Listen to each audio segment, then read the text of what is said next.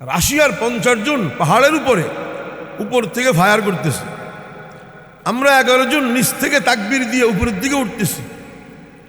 বলেন তো, উপরের থেকে ফায়ার করলে নিচওয়ালারা বেশি মরবে না নিচের থেকে ফায়ার করলে উপরওয়ালারা বেশি মরবে? উপর থেকে নিচের দিকে মারলে এরা মরবে না বেশি? আমাদের 3 জন শহীদ হয়েছে, বাকি সবাই রানিং ফায়ার করতেছে, এই অবস্থায় উপরে উঠে গেছে। পাহাড়ের উপরে উঠে আব্দুর রহমান ফারুকি বলতেছেন, আল্লাহু আকবার, আল্লাহু আকবার, আল্লাহু আকবার। ওই সময় আমরা উপস্থিত হয়ে দেখতেছি রাশিয়ার মেজর 6 ফুট 2 ইঞ্চি লম্বা, হাতে AK-47 ক্লাশিনকোভ, কাঁপতেছে এইভাবে। সে ফায়ার করতে পারতেছে না, হাত কাঁপতেছে। আব্দুর রহমান ফারুকি কয়, ফায়ার কর বেটা। সে ফায়ার করতে পারতেছে না, উনি একটা থাপ্পড় মারল, মার, আমরা শহীদ হয়ে যাবো, মার। মেশিন গান জমিনে পড়ে গেছে। এই হইল যুদ্ধের ময়দানের কুদরতি খেলা। বাংলাদেশের যুবক ভাইয়েরা, ভয় পাইও না।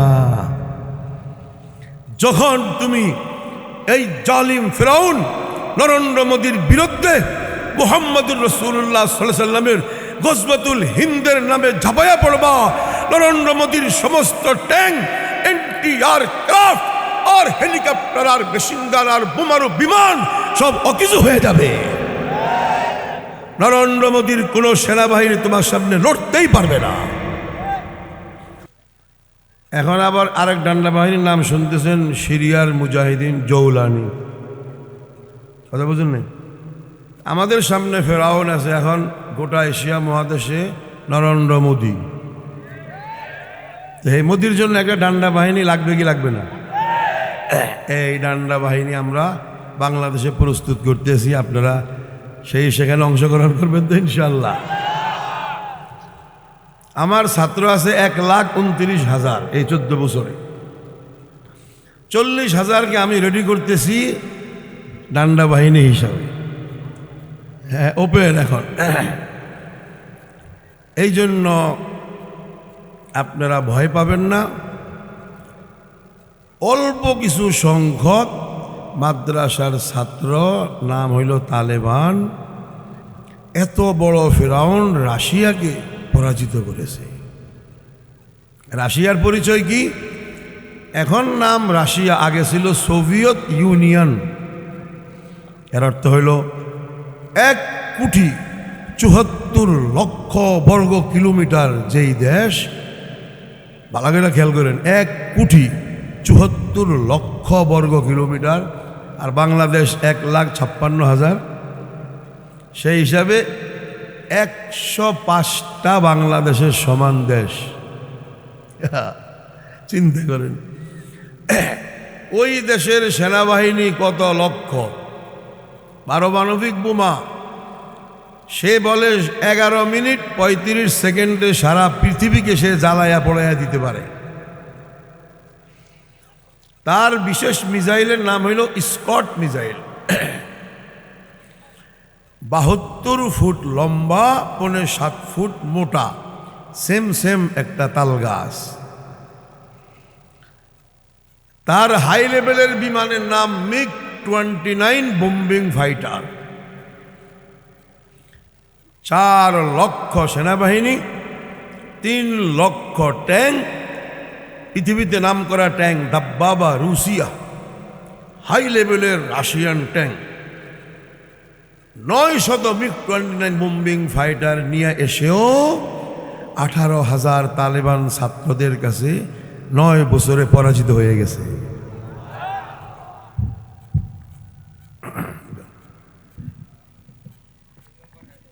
ভলিউম বাড়ায় দিও।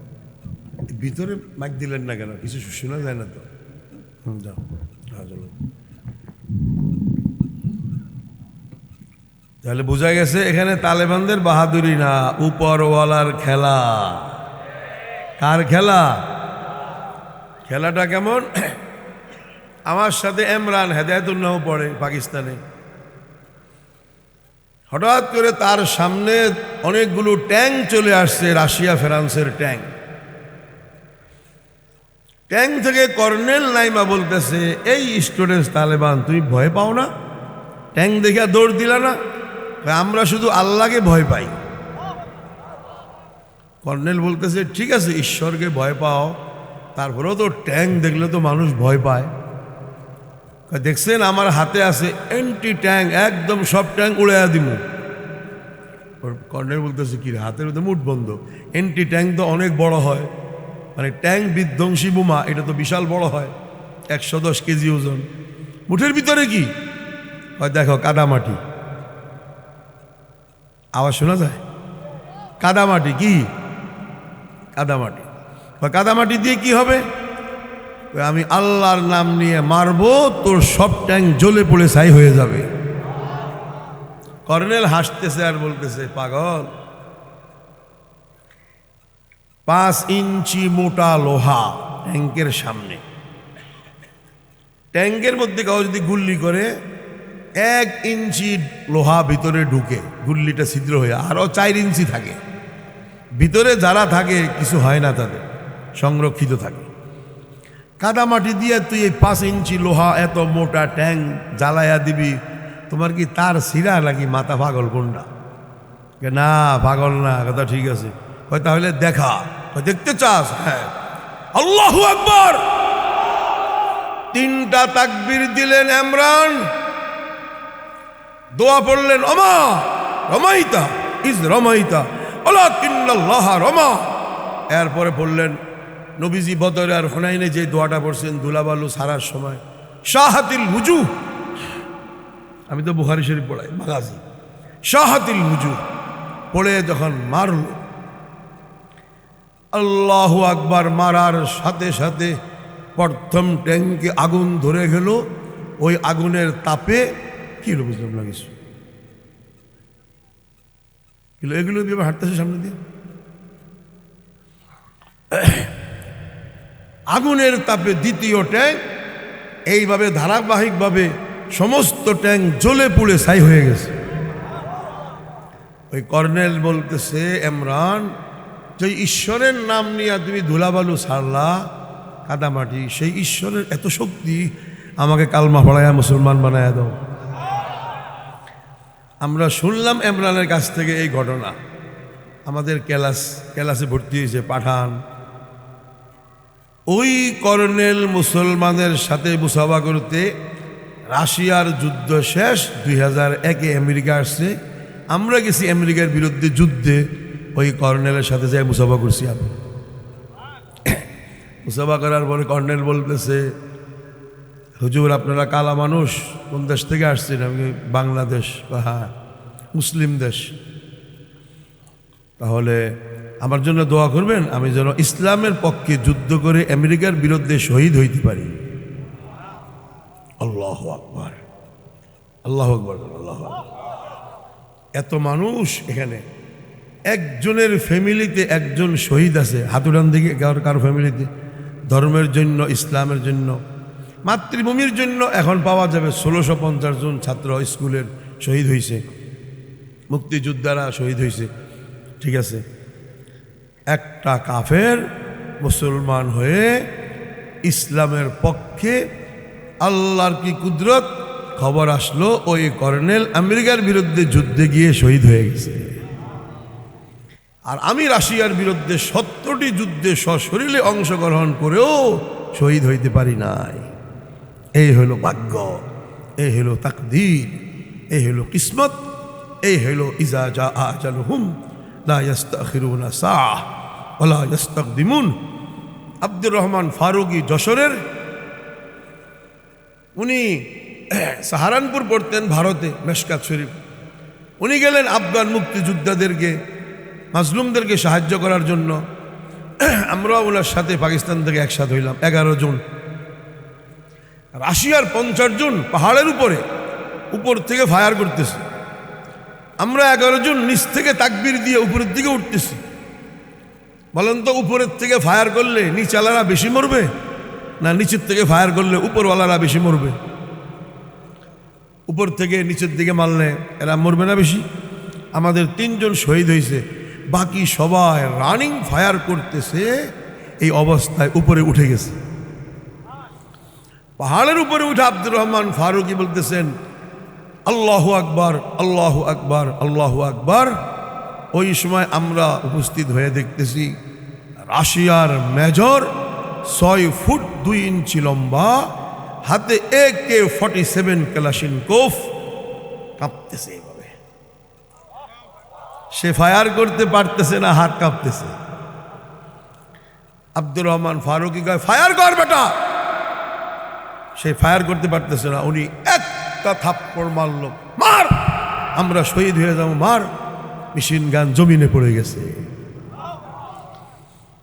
এই হইল যুদ্ধের ময়দানের কুদরতি খেলা। বাংলাদেশের যুবক ভাইয়েরা ভয় পায়ও না।